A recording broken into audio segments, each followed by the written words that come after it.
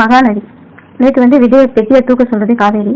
அந்த பெட்டியை விஜய் எடுத்து வெளியே வச்சுட்டு திறந்து பார்க்குறப்ப இன்னைக்கு நடக்க போகிறது அந்த இன்னையோட எபிசோடு மகாநதி.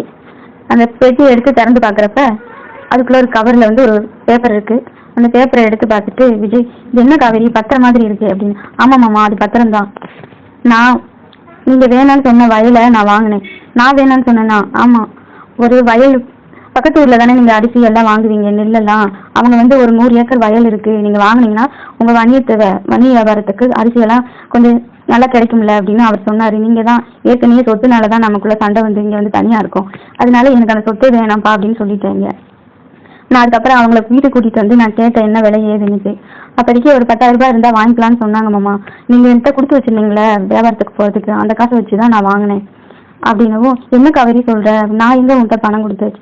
இப்ப இல்ல மாமா, அந்த காலத்துல நீ கொடுத்ததான் நான் சொல்லிட்டு இருக்கேன் அப்படின்னு காவேரி சொல்ல, நீ என்னமோ சொல்ற, எனக்கு ஒண்ணுமே புரியல காவேரி, பைத்தியம் பிடிக்கிற மாதிரி இருக்கு. அதெல்லாம் நினைக்காதீங்க மாமா, நான் சொல்றதுதான் உண்மை அப்படின்னு மீனம்மா பாட்டி ஆமாப்பா, அம்மா சொல்றது கரெக்டு தான், அம்மா என்ன கரெக்டா தான் சொல்றாங்க, இது நம்ம வீடுப்பா.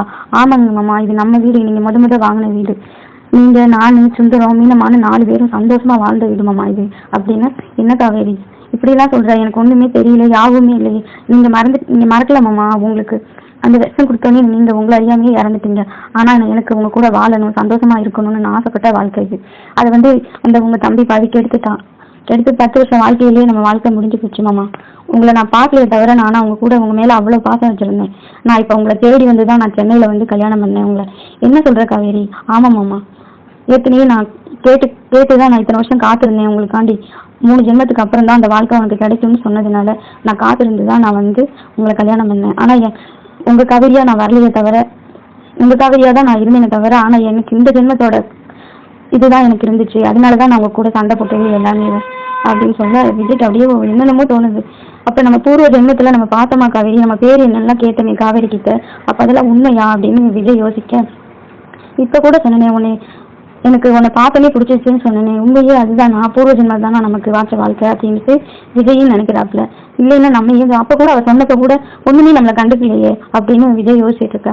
அப்பா இவள்கிட்ட நான் சொல்லியிருக்கேன்ப்பா, நம்ம பூர்வ ஜென்மத்துல என்னவா யாராவா பிறந்திருப்போம், நம்ம பேர் என்னெல்லாம் கேட்டிருக்கேன்ப்பா அவர்கிட்ட. ஆனா எனக்கு இப்படி ஒரு வாழ்க்கை முன்னாடி இருந்ததுன்னு எனக்கு சுத்தமா யோசனையே இல்லைப்பா. ஆனா என்ன ஏரியாமே நான் அவள்கிட்ட கேட்டிருக்கேன்ப்பா அப்படின்னு அவங்க அப்பா கிட்ட சொல்ல, ஏன்டா இதெல்லாம் நீ பேசிருக்கியாப்ப அப்படின்னா. ஆமாம்மாம்மா, பேசணுங்கதான் நீங்க என்கிட்ட. ஆனா எனக்குள்ள இருந்தது அப்போதைக்கு எனக்கு எதுவுமே தோணல.